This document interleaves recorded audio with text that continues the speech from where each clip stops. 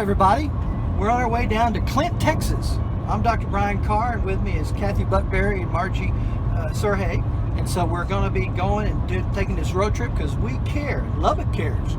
So we're in between now Hobbs and Carlsbad, and be there hopefully about 10:30, and the rally starts about 10.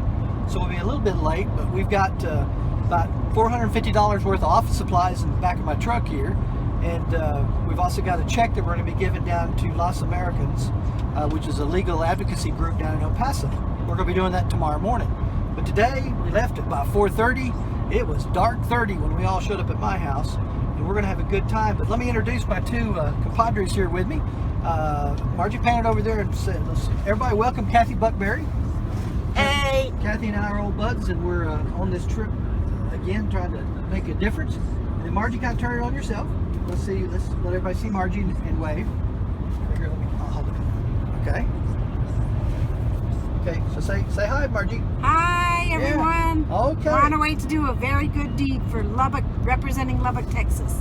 And we got up early, and Margie just got back from Killeen yesterday, so we're all in and out and back and forth. So we'll file another report when we get to Clint, and be looking forward to hearing more from you. And you guys go to our GoFundMe page.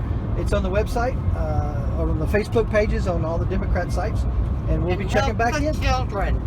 And Help the children. Help the kids. All right. Help the kids.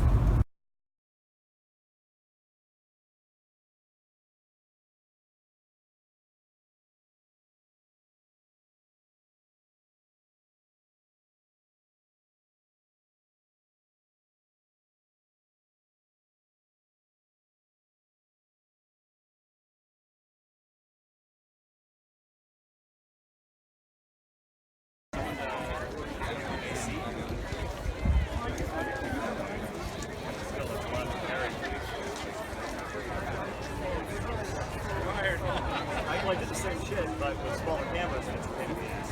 So I can't imagine what the bigger guy.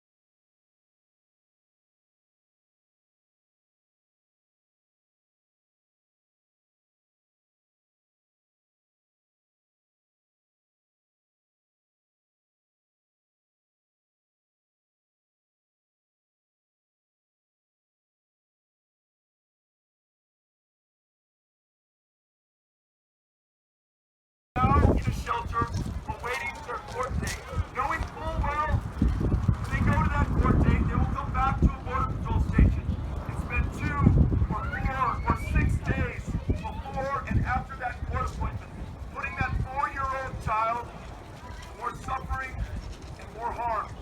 And they are not alone. There are literally thousands of people right now in Ciudad Juarez who have been turned back from the international bridge as they sought to seek asylum in this country, trying to follow our own laws. Thousands more in a remain-in-place program that says that you can file for asylum, but you've got to do it in Mexico. We met a mother who had a 4-year-old child herself. Somebody tried to kidnap that kid, ransom that child back to relatives here in the United States of America. Mexico, for those families who arrived penniless, without a friend or a connection or a network to join, are subject to those who prey on human misery. Right here in our binational community of Ciudad Juarez in El Paso, Texas. We are visiting this kind of suffering and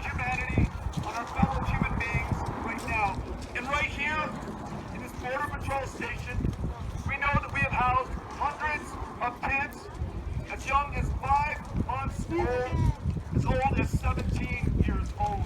Kids who have been separated, taken from their parents with whom they arrived, with whom they made that 2,000-mile trek to this country. 8-year-old kids taking care of 8-month-old toddlers. Toddlers without diapers, kids without soap or toothpaste or the ability to clean and take care of themselves. An attorney who was able to visit inside said there is a scene of filth and sickness right here in the wealthiest, the most powerful country on the face of the planet.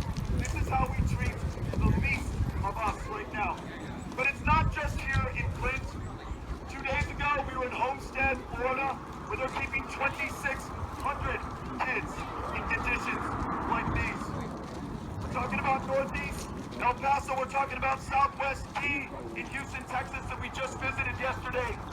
My friend Bob reminded me, this is the largest mass incarceration of children who have committed no crime in the history of the United States, with the exception of the mass internment of Japanese and Japanese Americans during World War II. And I think every single one of us, to a person, would like to think that if we were alive back then, we were in a position of trust or power or had the chance, we would have stood up against the internment of those Japanese Americans in our country.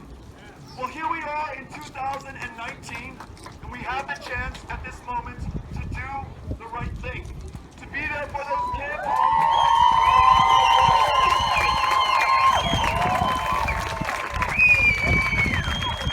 What's so important is that those children know that we are here, that we know that they're there, and that we're going to share it with our fellow Americans so that they know what is happening in this country. We want to capture the conscience of America and force the chains that will allow us to live to our full promise and potential.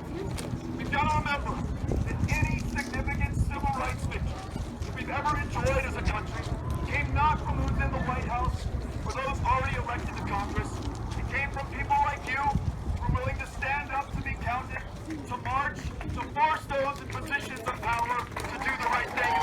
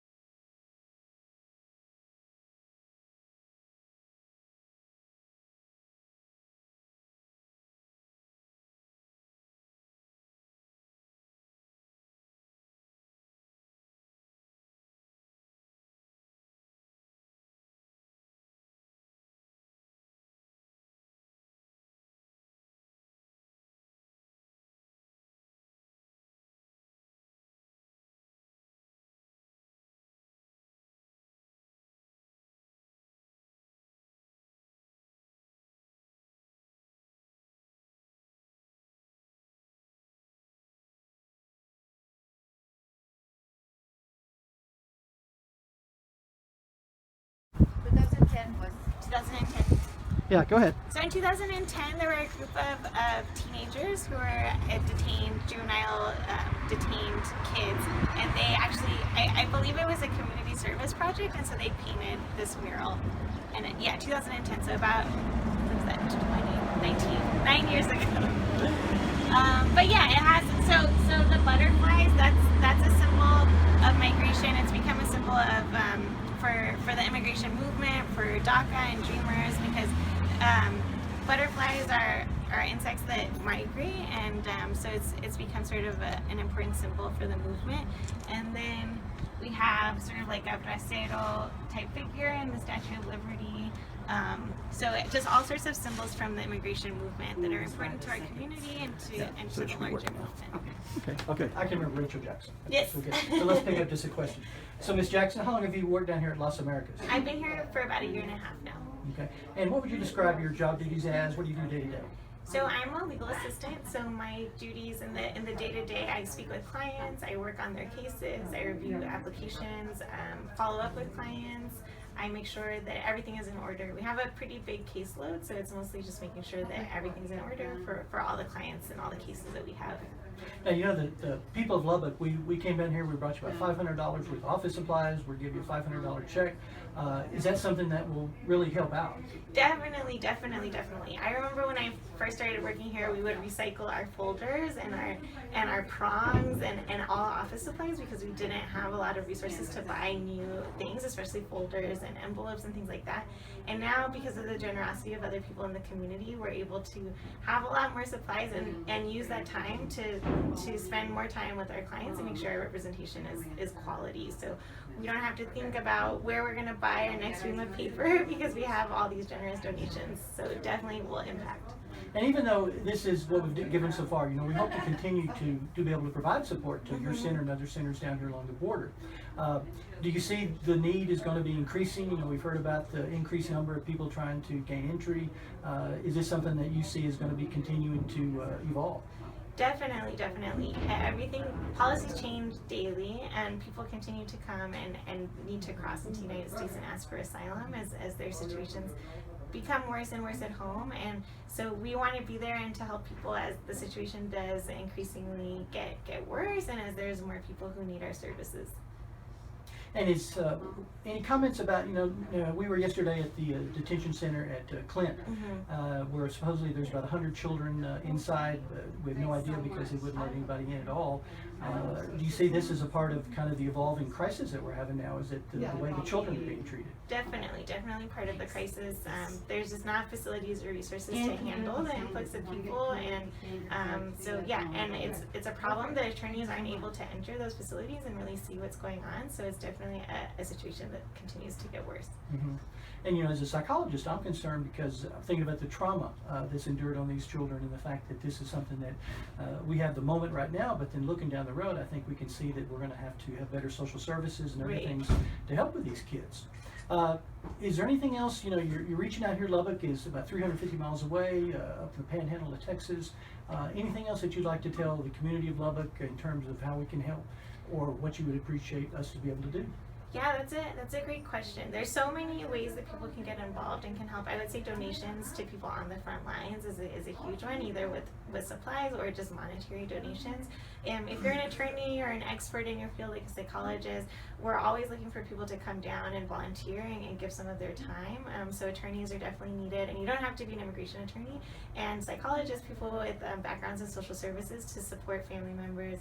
And also, I would say to get involved with local organizations wherever people are, maybe in Lubbock, their local ACLU chapter, or to educate on what people's rights are if they encounter an ICE agent or an immigration official, what people's rights are when they cross into the United States and ask for asylum. There's a lot that we can learn about and educate each other on, as there's so many different sort of points of view and takes going on to really learn the facts, so we can protect people in our community. And again, just definitely donating to people who are on the front lines on the border. Yeah, and I think the idea that it's directly people to people. Sometimes you give to a cause and you may not ever have a sense of exactly what happens, but all the file folders and pins and all the paper that we've given you, that we know it's going to go directly to that effort. So we appreciate your time today and hope that we can continue to provide support to the center. Well, thank you so much for all. All right, hi. We're kind of to the final leg of our trip down here to help the people in El Paso to deal with the situation so that we can champion the human rights. It's been a pleasure to be here. We've got Kathy Buckberry and Margie Surhay who have joined me on this trip. Hi, Lubbock. And all of Lubbock, we really appreciate what you've done for us. We hope to be able to come back down and continue some support because they really need help, particularly if there's any attorneys that maybe would like to come down and be of some assistance to the group. But I've got all that contact information if you need it. We're going to hop back in this truck and we'll be back in Lubbock in about 5.5 hours. And really have enjoyed this trip and wish more. Okay, Kathy, got anything to say? Yes, we met so many fantastic, caring people.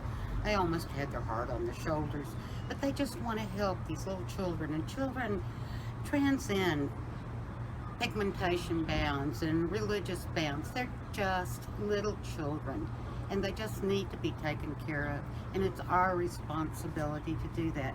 I cannot stand what is happening to these little children, these babies.